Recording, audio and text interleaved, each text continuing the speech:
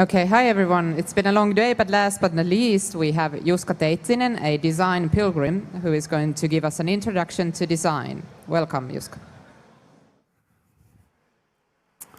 All right, good evening, everyone. It's nice to see that at least some of the partygoers have come here, and I don't know what is your relationship to design, but regardless, I do hope and believe that this will be a helpful and insightful presentation for you guys. So, my name is Juska Teittinen. It's been a special year for me. I quit my job in January, a job which I liked really much. I was working as a design lead in a global service design agency. And a couple of months ago, I became homeless. I gave up my apartment, and I've been living on my lovely brother's sofa ever since. And you know, having this freedom is, from the point of view of learning about design, a quite comfortable thing to have. So, quickly about the scope of this presentation. You have probably seen some of these abbreviations. Maybe if you are looking at people's titles, we have user experience, user interface design, customer experience, information architecture, interaction design, product design, service design, user-centered design, human-computer interaction, experience design, business design, and content design. And I'm quite sure that there are a lot of people and individuals who are quite passionate about these specific disciplines and are willing to say that they are completely different things, but they are not. So the chances are that if you are good with one of these, you will most likely understand the basic principles of the other disciplines as well, and that is something that we will be discussing today. So design in a widest possible scope. But before we do everything, we of course first have to understand why. And now in the audience, I would like everybody to quickly find yourself a pair. Quickly find yourself a pair. And another one of you will be person A, and another one of you will be the person B. And now I want the person A's to think one thing that you want, generally speaking, something that you want in your life. A person, think about something you want in your life. And the person B, now you are going to become this small child that is going to ask from the person A, why? 5 times. They tell you like, okay, so I want to have an awesome LAN party, and then why? Well, because I want to meet my friends. Why? Because friends are important, etc., etc. And you have to ask at least 5 times, and you have 1 minute to do so, starting now.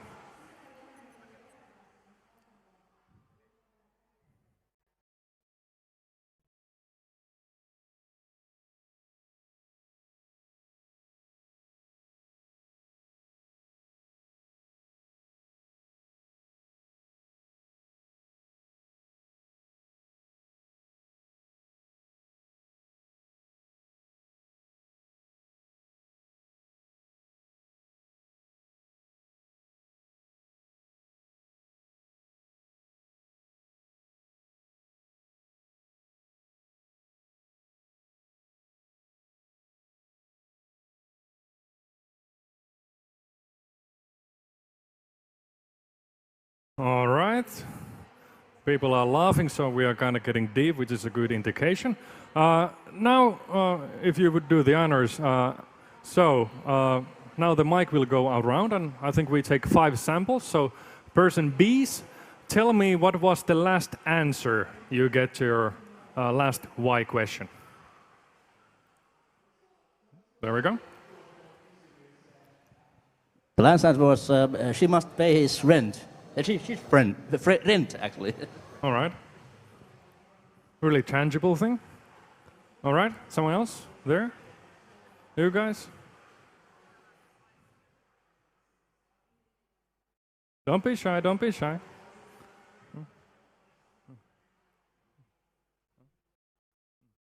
There we go.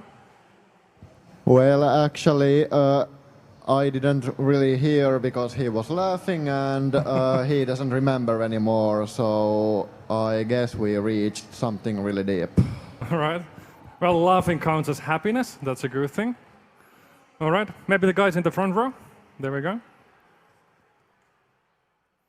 So the last answer was because the engine is loud. But because the engine is round. All right. Interesting answers this time. Usually when we do this exercise, people end up, when you take enough whys, you end up something with happiness, purpose, meaning, something that is maybe difficult to express with words. And that is kind of the reason why we do design, okay? So my premise is that design is the most powerful framework of understanding what is kind of preventing you to achieve whatever is that you thought is the ultimate goal, and also kind of learn how to create solutions that enhance the said experience. And I also think that everybody is a designer, but designers come in variety of traits. And I always talk about these three. So we have the hipsters who think about the desirability of the products and services, apps, games that they design. They are your graphic designers, copywriters, that kind of people. Then we have hackers, most likely many of you are hackers, who think about the technical feasibility of things. So they are the engineers who are thinking about whether something can be done. Is it possible to do so? And thirdly, we have the hustlers who think about the financial viability. So they are your business people. They are the guys who figure out, even if it's possible and desirable, would it make sense from business point of view? I'll give you an example. We could have a machine that gives out money if you just press a button. That would be definitely a desirable product. And I'm sure there's an engineer who could build that kind of product. But the hustler would probably say that that doesn't sound really sustainable. So we need all these three to come up with new ideas. And when these personality traits work together, we kind of get these combinations of design. So when hipsters and hustlers are working together, we get emotional design, which is branding and marketing, something that you would expect from an advertising agency. And when the hustlers and hackers are working together, they do process innovation, so they create new standards and they optimize existing one. Maybe a manufacturing engineer in a factory could be this kind of person. And then when hackers and hipsters work together, they do functional design, so usability and interactions, and I think that is quite close to people's heart at this place, because that's where the app development and game development and things like that quite often fall upon. I personally, I started doing design maybe 10 years ago or so, and I started as a graphic designer, but throughout the ages I've evolved to appreciate all of these aspects, and for me, I get the hipster aspect and the hustler aspect really well, but I've always admired hackers a lot. And I've been really lucky to be able to work with really talented, agile teams. And I quite often think that hackers make great designers, and oftentimes they even come with better solutions than the hipsters do. So don't feel shy to brand yourself as designers, even if your business card says software developer. And yes, this combination of all these three makes a great design team. So these are the individuals who do design, but there is also a process or how design is being carried over. In the simplest form, it's right there, research and development. First you research, and then you develop. But it's not just, how would I say, it's a continuous process. So after developing, you research again, and then you develop. So you first have something that is really analytical, the research phase, and then you have something that is really abstract, which is the develop phase. all of the design agencies, they have their own process and they will tell you that this is the best one there is. I've studied 10, 15 different kind of design processes, and to be honest, they are all the same. And I have developed my own. I call this the design Kanban, just for the practical reason that I think it is extremely simplified. There's no contradictions within, and there's nothing unnecessarily complex about it. So, on the left side, we have the current state, the things that are happening right now. And on the right side, we have the dream state. On top, we have the hypothesis. And on the lower part, we have the validated state. And of course, we start with the current state because we go in time. And everything begins with a hypothesis. So we kind of, what's happening, what's up? And we create some kind of hypothesis about the current state.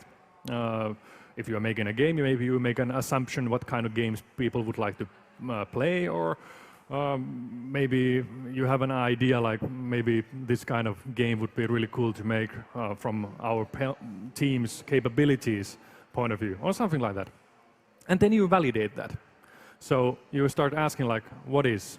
And only after you have a really clear idea of the current state, you can go to the future state, which is, I guess, quite often associated with designers, that they only think about the dream about the future, but quite, I would say about 50%, even more of the time in design, is actually just doing the research about the current state.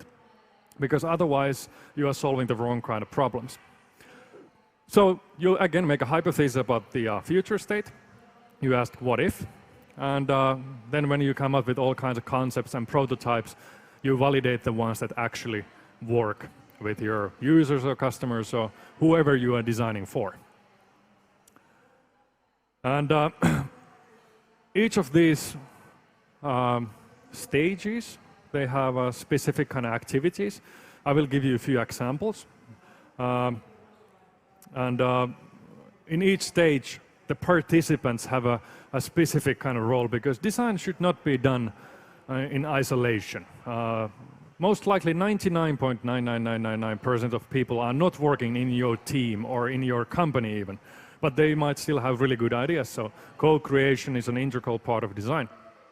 And so when you validate the current state, the participants work as a teacher, and you learn for those guys.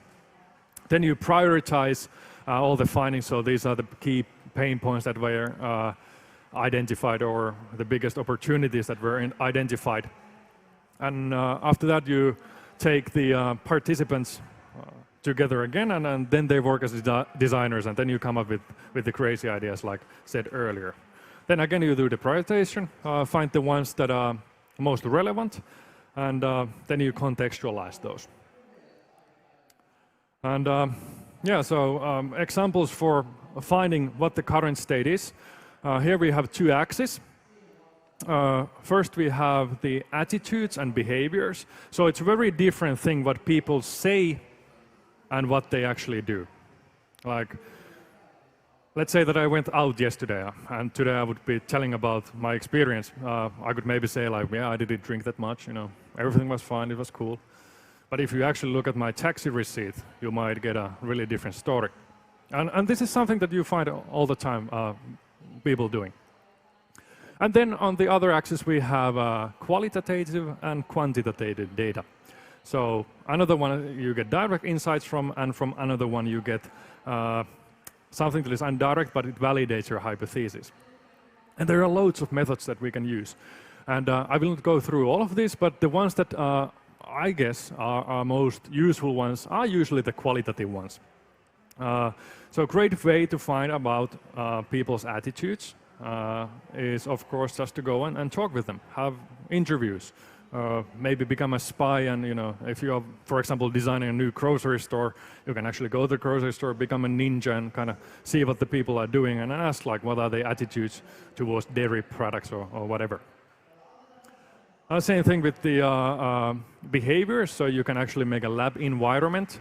So you can do user testing. You can write really specific scenarios and get a specific data, like how much time it takes to do a specific task. let's say that I would own a railroad company in Finland. Before I would make any ticket sales system, I would probably put people in the lab and see how frustrated they are when they use the system and how much time it takes to actually buy a ticket, which shouldn't be that difficult these days. There are also ways to get qualitative data, but usually the design teams are quite small, the budgets are small, and getting qualitative data is a bit more expensive because you need more people to interact with. But if you have a big website, of course, I'm sure if you've been doing shopping, sometimes there's a pop-up asking you, how are you feeling right now? How is your shopping experience going through? So once you have a lot of people coming to your service, you can also start to get quantitative data. And it's surprising how little you actually have to engage people. If you have a specific service or product, only with 5 people, you find about 85% of the issues and the possibilities for that given system. This is based on research by Nielsen Norman Group. They are basically the guys who made all the standards for the internet. So thanking for these guys, why browsing internet has been relatively nice for past 25 years or so. So of course, I mean, the accuracy does increase if you engage, let's say, twice as much people, 10 people, for example, but it's also twice as expensive. So rather than having 10 people on the first go, first engage 5 people, then do the designs, and then do another session with another group of 5 people. You are saving money and learning much more. And for quantitative research, you need about 19 or 20 people to get accurate data. Then the actual design activities. You can buy tons of books about different kinds of ideation methods, and you can find them online. I'm not going to go into those. My approach into coming up with new ideas actually comes from rhetoric theory. So here we have a quote from Dieter Rams, one of the most influential designers of past 100 years or so. His designs have directly inspired many of the industrial designs by Apple these days. And his statement was that every design tries to say something. And I do agree. And they actually give an opinion how we humans should actually live our lives. Think about it. If you have a dating app like Tinder, when you go through profiles, you see a picture, and that's pretty much it. So it's kind of telling you that, okay, maybe looks do matter a lot when trying to find a mate. Or if you think about Pokemon Go, there's a really clear message that it's saying, like, you should go out and meet people and interact with people. So as designers, you have, I'd say, some responsibility, because whenever you are designing something, you are making a claim how the world should be.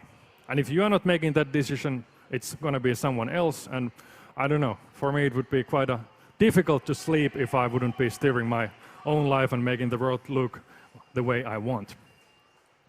So, and if this is true, all the designs say something, we should use rhetoric theory to come up with new designs. So I'm a big fan of Aristotle, who came up with the 3 modes of persuasion about 2,500 years ago. So all speech can be divided in these 3 categories. So we have logos, ethos, and pathos. And whenever I see prototypes, hardware, software, they usually concentrate on the logos. So they are giving the logical arguments about the features, what they are doing, for example, facts and figures. And of course, I mean, it makes kind of sense. We are reasonable creatures, and we shouldn't be affected by emotions and so forth. But that's not true. So logos in the classical theory relates to the past. So that is something that the judges used in a court to determine what has happened. Then we have ethos, which is about the credibility of a speaker. So it's no surprise that in the early stage of times of Google, Sergey and the guys, when they went to stage, they often had lab coats, so they looked like research scientists, and that kind of provokes a certain kind of feeling in the audience, and yeah, maybe I should listen to this guy. And that is really important when we are thinking about the current state. So when there's no really time to check the facts and we don't really know what's happening, we tend to listen to those who have authority. And that could be a great brand a company has. I guess in Finland, if Remedy makes a game, it's interesting because they have such a strong ethos. But designs are all about pathos, because pathos relates to the future, because nobody really knows what the future is going to be like, so we make decisions based on emotion. That's why politicians always use pathos to provoke whatever they are trying to sell. So they provoke fear or happiness or security or bravery in the audience. And this is something that great digital products do. And I guess this is the way why, I mean, games are so interesting. I see there's huge potential in people who work with games to actually start designing actual products and services, not just entertainment products. Because, I mean, they have screenwriters, they understand how to build a narrative. It would be really interesting to see, for example, how a game company would develop a service like Uber. Could they kind of make a specific soundscape when your taxi goes from restaurant to home, or I don't know. It would be really interesting to see. But these are the three things that I always look through when I'm thinking about new designs. And then, okay, we have to make things tangible, so we have to put them in context, because, I mean, without execution, you know, we don't actually get anything out. There are plenty of ways. I mean, this is something that humans have been working for a very long time. So now you take the business people in. Something I use quite often is something called the business model canvas, developed by Strategizer. And it works kind of just like a checklist for your product or service. So if you think about this event, for example, we have the customer segment. So we have the young guys who come here to play, and then we have the academia, somebody who wants to come and listen to these keynotes. Somebody is really passionate about demo scene, so they come to watch the competitions. So we have all these different customer segments here. And Assembly itself is providing a value proposition that meets that demand. So we have this great space and event and all these nice people gathering together. And there's specific kind of customer relationship. I'm not saying nerdy, but geeky in a good way. You know what I'm talking about? And the channels are, well, of course, this is a physical channel, but everything is very digital. And to make all that happen, we need activities and resources. So we have a lot of volunteers here. We have all the partners that you can see around you, and there are loads of, I mean, the guys have to build this event, and there's a social media crew, all these activities to make that value proposition happen. And then the organization gets money from the ticket sales, and there's costs coming from the space and so forth. And I mean, it's this simple. You have the great idea, and then you just kind of fill in the blanks, and if it makes sense, congratulations, getting funding from a startup accelerator shouldn't be that difficult. Another way is putting things into a form of a story, because I really love stories. This is based on Pixar's storyboard artist who posted 21 or 22 Pixar's guides or rules of thumbs about storytelling in Twitter. And this one has really stuck with me, and I have added something to the planks. So once upon a time, there was a computer hobbyist, okay? And every day, because there was no internet, he would stay at home and play games alone and write code, whatever. But one day, there was a LAN party. And because of that, the LAN party crew, he got new connections. And maybe we got employed, and finally he came back to stage and started to speak to you guys. That kind of thing. So, I mean, these are kind of inspiring things. I mean, you'll be working with whatever you're working with. And if you're able to package it in the form of a story, I'm quite sure it will engage more people. And then this is something that designers, in my opinion, suck. We are really bad at talking about money, but there are actually huge implications of the measurable benefits in approaching in the way that I just described.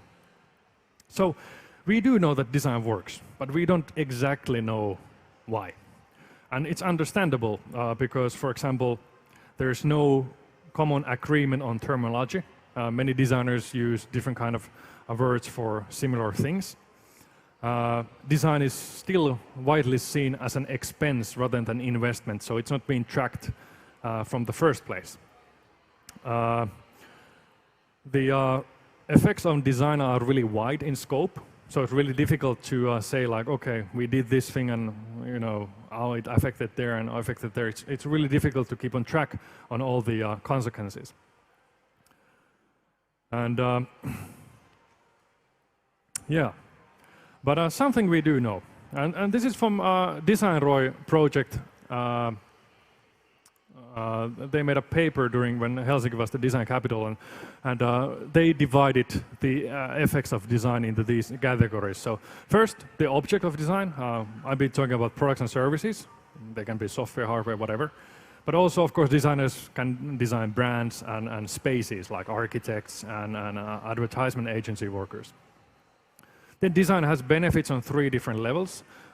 We have the operative level, which is probably the most familiar one. So the designers are designing some specific feature or some specific product. Whereas on strategic level, it is something that is steering the whole company. Think about Apple or Google, where there are really creative people in high up position. And tactical is somewhere in between. And it also has effects on cash flow. So you are getting money faster because the nature of design is agile. So you are able to get your products and services to the market quicker. And also creator cash flow, because when you are really engaging with the users and the customers, you find new business opportunities that you wouldn't even thought of in the first place. It usually also affects on the process, so there's lesser costs, so you get better margins. And of course, whenever people engage in design activities, they become better at design, so you get this intangible capital. And when it comes to clients, there's a specific system called the Design Maturity Ladder. This has been developed originally by Danish Design Center. And we have 4 steps. In the first step, there's no design. Design has no role in the business whatsoever. Then design becomes a project. So design principles are used on ad hoc basis.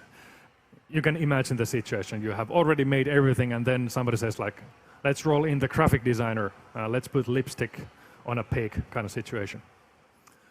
After that, design becomes a function. So you actually have a design team in the company, and they are making new design initiatives on regular basis.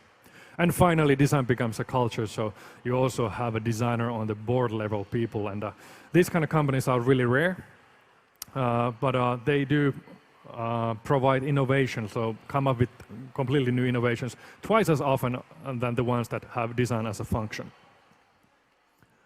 And based on my personal experience, most of the companies in Europe are somewhere between design as a project and design as a function. Even though that this discipline has existed maybe for past, I don't know, 30 years, some theory even older than that. But only a couple months ago, there was an article in the cover of Harvard Business Review, so now it's going to become a buzzword, I'm sure of that. And the companies that are in the design as a culture phase, they do really well. We know that their sales growth will be 40% bigger than compared to the lower levels. Their market value will be twice as high. And there has been 2 studies about this. I have to admit, they are a bit rigged, but they are giving you kind of the right indication to the right direction. And in Sweden, they also studied the thing, and they found out that the companies that invest in design, they are 50% more productive. Yes. And this is something that is really good to remember from Chivan Alagre. So it is the design management skills that affect business success. It doesn't matter how much money you put in design, unless you have good design leads and design managers, it's not going to work out. And this is really a shame because, I mean, I know that in this country, for example, we have great designers, we have loads of great designers, but we are seriously lacking. We would need more design managers. And I don't think it's the skill that is lacking. It's more about the confidence. People think like, I'm an engineer, I'm not a designer. That's not true. You will have the possibilities to become a great design lead, just backing it up with some theory. And then, 10 bulls of design. I'll be moving to Japan actually in 2 weeks. And I always want to mix some philosophy into my talks, and I will do this time as well. So this is an old story, maybe Chinese origin, but really popular in Japan and Zen tradition. So in the beginning, you are searching the bull. You don't see anything, you maybe hear something. You don't know whether it exists, but you kind of have a gut feeling that maybe it does. Then you will discover footprints, and you kind of get excited because, there is something there. Maybe I should, follow the trail. Maybe something comes up. And then you actually discover the bull. You don't see it completely. You see only half of that. And you get really, really happy and excited because the thing that you thought maybe existed actually existed. And you start pursuing the bull. And there will be a huge struggle. So you will need to use all of your energy. You need a whip and a rope to tame the bull. But eventually you will. And the bull will follow you. You cannot let go of the whip and a rope yet because otherwise the bull would run away, but it's following you, it's kind of taking it chill. Then after a while you are able to ride the bull. The bull completely obeys you and you will be playing this flute in the back of the bull and everybody's having a good time, people are following you. And then you ride back home and you don't need the bull anymore. I mean, you already found it. So you don't need the bull and you don't need the rope, you don't need the whip. And after that, you kind of have this existential crisis, like everything kind of disappears. You feel completely blank. But eventually, you start to notice that all around you, the things that you originally started to look for in this bull were around you all the time. So everything looks really, really beautiful and sincere. And then eventually you will get back to the society with a new experience, of course. And even though nothing has changed, everything has kind of changed and you are able to help people around you. And I firmly believe that design is the kind of bull. And at least after this presentation, I'm sure that you are already taking the first steps to find it. That's it. Thank you.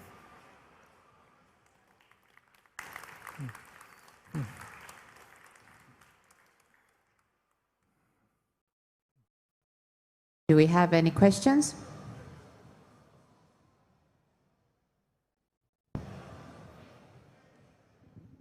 Hey, thank you for the interesting presentation. In the stairway, you had these companies that have design as a culture. That's correct. Yeah, do you have any examples of such companies and how does it show? Yes. There are a few companies that really embrace the design and have it at heart. I think Apple is probably the most famous example. Think about these big startups that come from Silicon Valley, Uber. Well, Amazon is not a startup anymore. Google. These are the kind of companies. There are only a few of those, but they do exist. To my knowledge, P&G is one of those companies, and you have maybe seen pictures of their campuses, like they really embrace the easygoing environment, which is really important for innovation, and they give a lot of freedom for people to experiment. And I think one of the biggest things in great design culture is that you are allowed to fail. Like there are always the kind of security networks around you. And even though I don't have any data, I guess Valve is one of the companies that takes design as a culture, because I've seen they have this new employee introduction manual. And they only have, like 200 employees? And each of the employees, they have their own desk, which has this really smart electric outlet. And you can freely go in the company floor wherever you want, and when you plug your desk to the wall, you will be seen in the map. And people are able to form their kind of working place completely organically and choose the project and team. So freedom, encouragement, space. I guess those are common nominators. Hi. So if you want to become a designer, where should you start? Well, looking at the design company, maybe you should make a hypothesis. So where to start? Well, most likely you already you identify yourself either as a hipster, hustler, or hacker. And I guess that could be your entry point, so the way you kind of justify your salary. But I don't see that there's any company that would not benefit from a designer mindset. Where to get information? Well, I, for one, I've self-taught. So I don't really have a formal education, because there are some like Aalto is really progressive in this one, Stanford University in the United States. But there's a lot of information online. The keywords that you should be searching for are design thinking. That is kind of the overall umbrella term that encompasses all these ways of working and frameworks that we've been talking about. But I mean, I think everybody is already a designer. Maybe just, check in the line and, start to talk with your friends. And I don't know, is there a right or wrong way?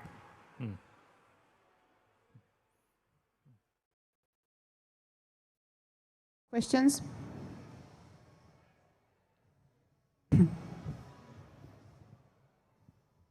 Hi. What's the difference of artist and a designer? I'm not hungry, but art is a form of self-expression. It's for you, it's for the artist. I mean, of course, if we really delve down to art philosophy, there's many views what's actually art and what's not. But design is definitely not art. Design is, it's about justifying already existing needs and the opportunities that have been identified. So, of course, I mean, there's always space for self-expression, especially when it comes to visual things. But I guess when an artist makes the piece, the artist gives the final judgment. When a designer makes something, the final judgment is always on the end user or the customer who is consuming the design. Maybe that is how I would define the thing.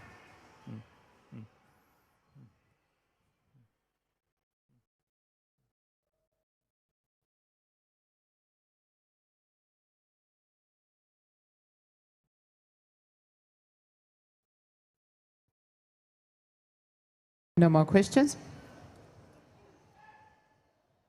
If not, then thank you, Juska, for interesting so much. presentation. All right.